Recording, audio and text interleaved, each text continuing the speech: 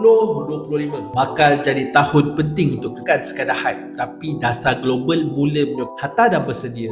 Anda pula macam mana? Jom cikgu ceritakan. CEO Hatta, David Lau, sebut dalam satu wawancara baru-baru ini, tahun 2025 adalah tahun penentu untuk industri. Antara sebabnya, dasar regulasi global yang lebih jelas, adopsi institusi makin tinggi, teknologi blockchain makin matang. تكنولوجيا